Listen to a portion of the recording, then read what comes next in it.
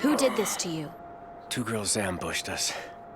One of them hit me with a bunch of quick jabs, and suddenly I couldn't earthbend, and I could barely move.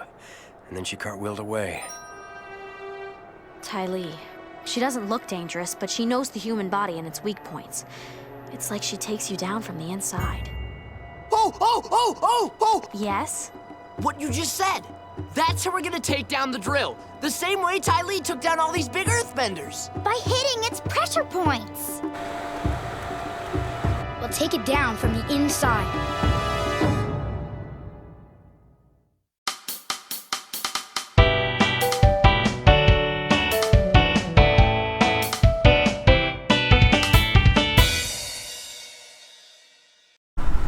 Bon, allô et bonjour, ça c'est Apprenons le français, épisode 2. Je suis vraiment ravi de vous voir encore. C'est la période Covid-19.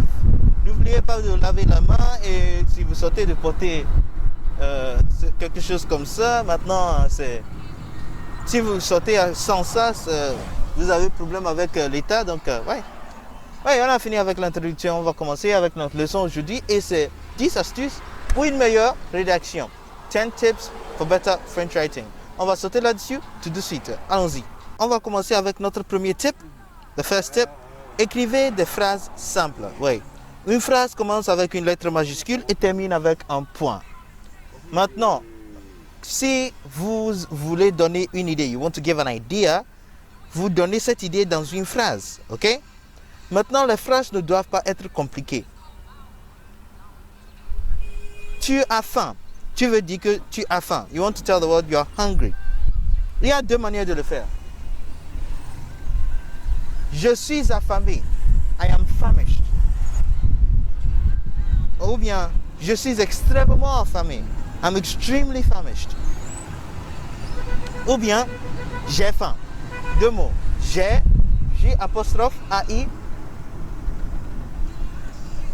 faim, espace faim. F-A-I-M. Point. De tous les trois exemples, j'ai faim, c'est la phrase la plus simple. Donc, il faut toujours utiliser les phrases simples, exprimer vos idées avec des phrases simples. Utilisez les expressions et des phrases simples. Ça, c'est numéro 1. Numéro 2, et c'est lié au numéro 1, faites attention avec l'orthographe, surtout les accents. OK? Les accents circonflexes, les accents aigus, les accents graves, les i trémas. Ce genre de choses, il faut faire beaucoup attention. Je mange le maïs. M-A-I-S. Si vous manquez le i tréma, ça devient un problème. Donc ça, c'est très, très, très important. Regardez quelque chose comme ça. Je mange le maïs. Point. Maintenant, vous voyez. Okay, right. Vous voyez que la correction s'effectue. Maintenant, si ça, c'est dans une rédaction, c'est un essai que vous avez fait, on va s'utiliser, on te pénalise. Tu es pénalisé. Donc, il faut avoir ça en tête. OK. Un autre exemple. Disons, je vais dire exemple. Je mange le maïs. Ah ouais. Un autre exemple. Disons exemple numéro 2. He's a stranger. Il est un étranger. Donc, il est, le verbe être, troisième personne du singulier, il est un étranger. J'ai négligé l'accent et voilà la correction. Étranger. Ça aussi, on te pénalise. Ouais. Donc ça, c'est ce qu'on dit quand on parle de l'orthographe et les accents. OK? On fait un autre exemple. Exemple 3. D'accord? I eat beef. Je mange le bœuf.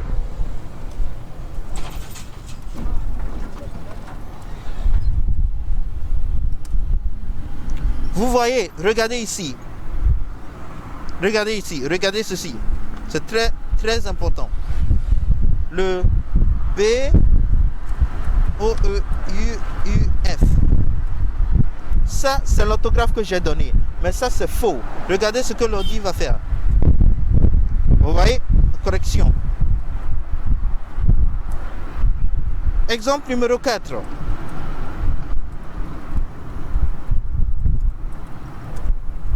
Je mange, ou bien, ouais, je mange un œuf. Vous voyez? Ce sont les petites erreurs comme ça qui réduisent la qualité, which reduces the quality, qui réduisent la qualité de votre rédaction. Et si vous faites attention avec ces petites choses-là, votre rédaction sera meilleure. On continue. Donc ça c'est type numéro 1. Type numéro 2. On a fait des exemples. On va les catégoriser comme ça. Oh, vous aussi là, vous énervez.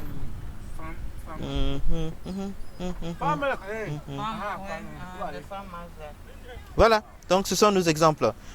Désolé avec les choses qui sont dehors, nous sortons, donc on est dehors effectivement. Donc vous allez avoir cette interférence, mais il faut avoir les oreilles, la concentration ici, parce que ça va continuer. Hey, bienvenue, ça c'est Accra. Donc ça c'est numéro 3, d'accord? On fait attention aux adjectifs et leurs implications. Qu'est-ce qu'un adjectif? On utilise les adjectifs pour faire les descriptions. Bongo Diaz est une belle fille. Belle, c'est l'adjectif. Vous êtes au courant, ça c'est bon. Donc, l'implication dont je parle, c'est comme ça. Exemple 1.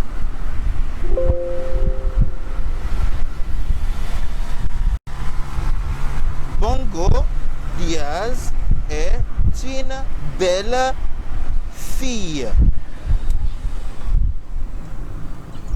Maintenant, c'est parce que c'est une fille. On a une fille. Ce qu'on a ici, c'est belle.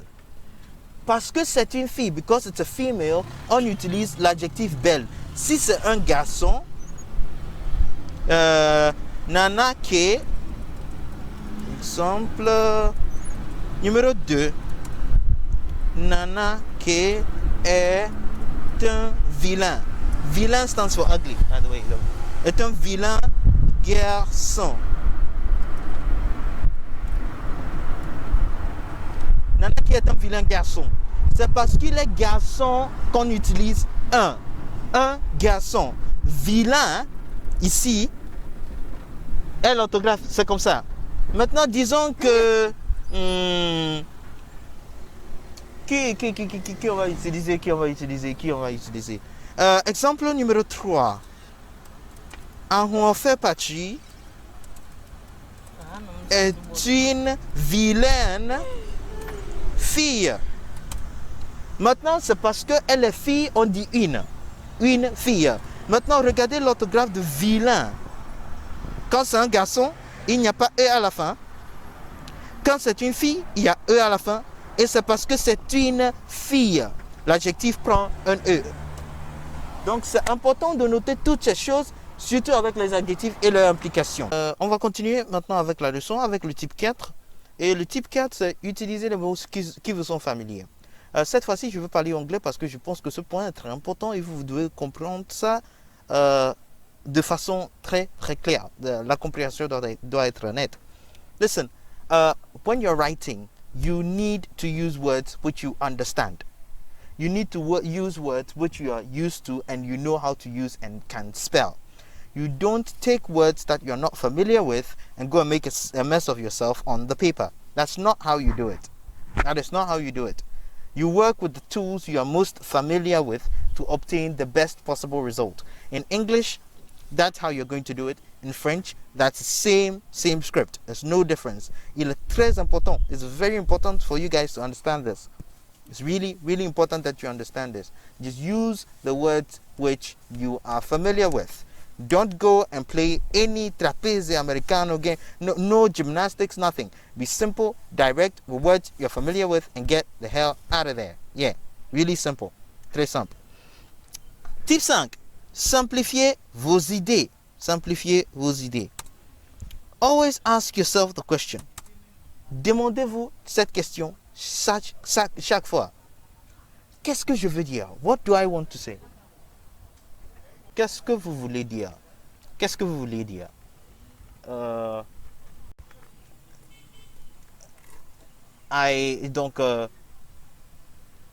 Parlez de votre temps comment vous passez le temps dans cette période de COVID-19. How are you spending your time in this COVID-19 season? Arrangez les idées. Idée numéro 1. Idea number 1. I wake up at this time every day.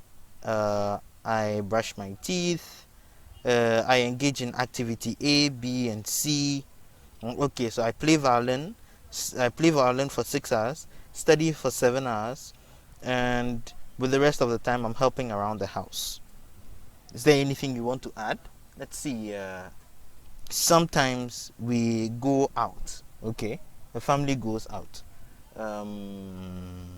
Mom, okay, that's about how I use my time. Okay, I'm done. This is all I want to say. Okay, donc idée numéro 1. I wake up. How do you say I wake up? So je me lève. Okay, so at which time?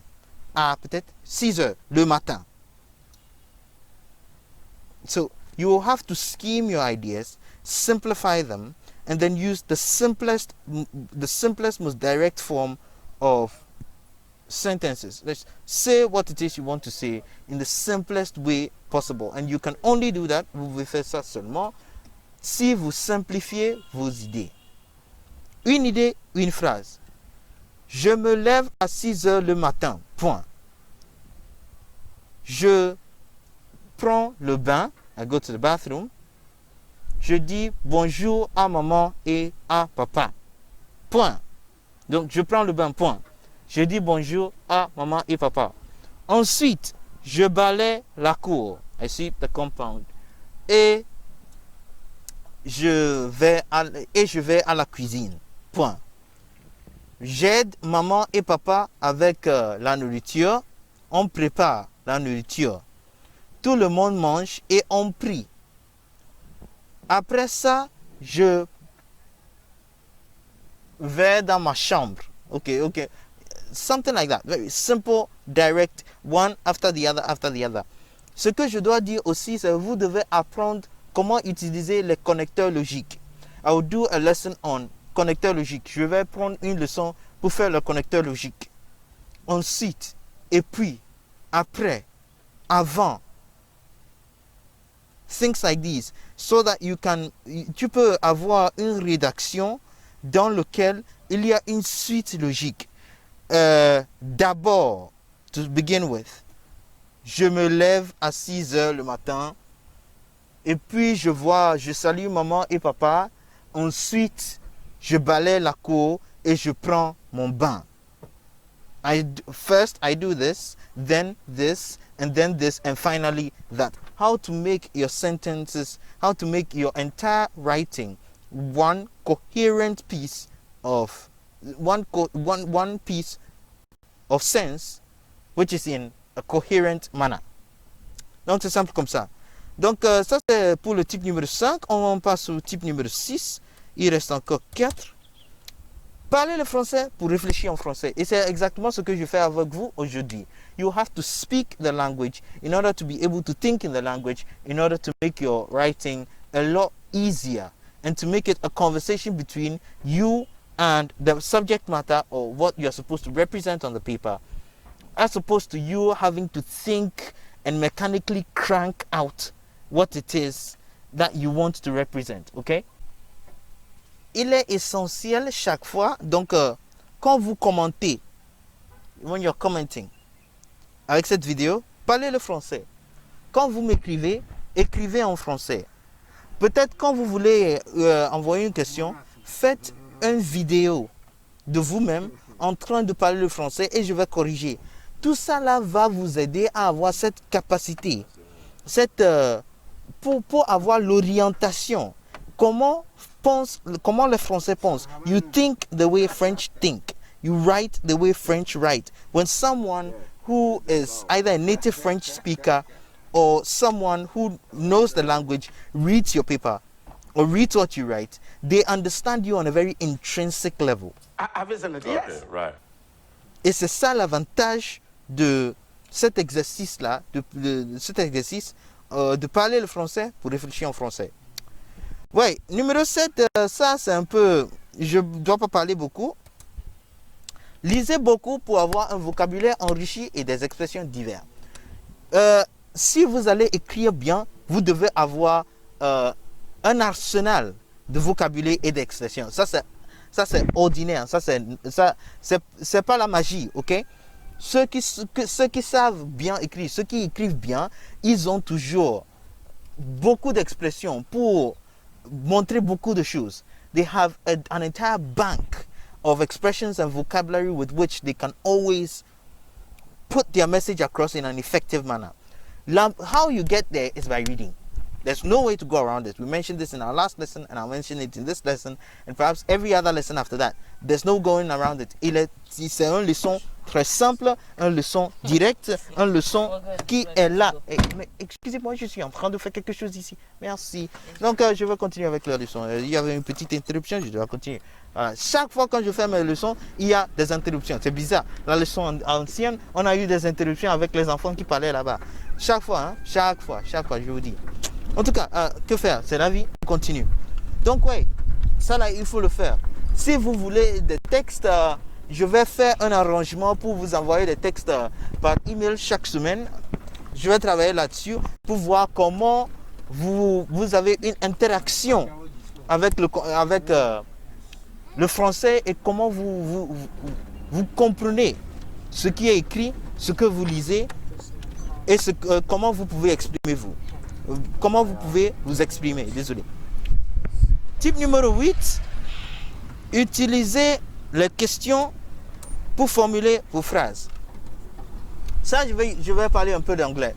When you're doing picture description, normally, they give you questions. Qu'est-ce que Kofi fait ici? What is Kofi doing in this picture? Or, qu'est-ce que Kofi mange ici? Très simple. Kofi mange simple. Most of the time, beaucoup de fois, vous avez les rédactions, essais, soit une lettre ou bien une rédaction, what do you call, write about this, write about that. Quand vous avez cela, c'est simple. Utilisez les questions, flippez les questions pour avoir vos réponses.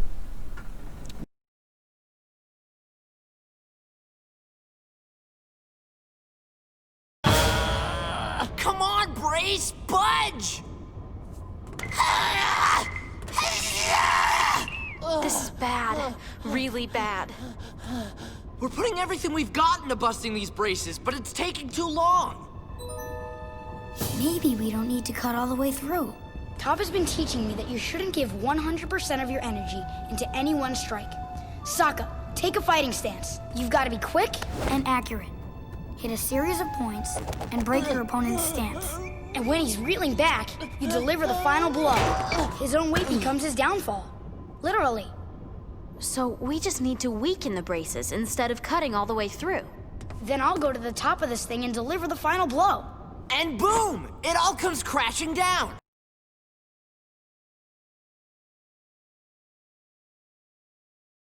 Le point 9. Ne parlez pas ou n'écrivez pas beaucoup. Quand vous faites vos rédactions, il est important que vous restez calme, pas rester calme, non, vous faites juste ce que vous devez faire et puis vous vous taisez.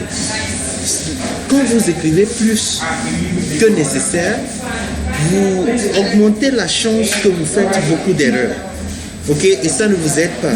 Vous dites juste le minimum, l'essentiel. Quand vous finissez avec l'essentiel, vous terminez. Ok, c'est très très important. Don't write more than you have to. Just write what is important, what is necessary. When you're done with that, you move on. Ok, yeah. Numéro 10. Ça là, c'est un conseil qui s'applique plus pour un examen de manière générale. Et c'est soyez calme. Vous connaissez quelque chose. It's important to stay calm whenever you have a situation where you have to write. There are countless situations I've experienced where you're writing and you're freaking out and you have all the ideas but you can't put them together. Il faut être calme. You have to be calm so you can plan your work. Comment vous allez arranger vos idées, insérer les connecteurs logiques, how you insert your logic connectors, et puis vous prenez le temps pour écrire et analyser votre texte pour voir s'il y a des erreurs. S'il y a des erreurs, vous corrigez. Quand vous finissez de corriger, vous savez que vous avez fini avec votre exercice, vous le voyez le contenu. After doing your review, after taking your time, calming down, planning your work, looking at how you're going to insert your connector logique, you finish all of that, you're done. Then you review your work, you know you're confident, you're good, you take it a second and a third and a fourth time. Vous finissez avec ça, vous savez que vous avez une bonne rédaction, vous allez réussir avec l'aide de Dieu. Donc ça c'est très important, nous avons vu tous les 10 points essentiels pour avoir une meilleure rédaction. Je vais envoyer un devoir de maison dans vos emails, donc vous attendez ça aujourd'hui. Ça c'est un picture description, vous faites ça et puis vous envoyez par email. Je vais mettre la date de soumission dans la description. Et merci beaucoup pour m'avoir suivi cet épisode. Nous avons terminé, merci beaucoup et au revoir. Ciao.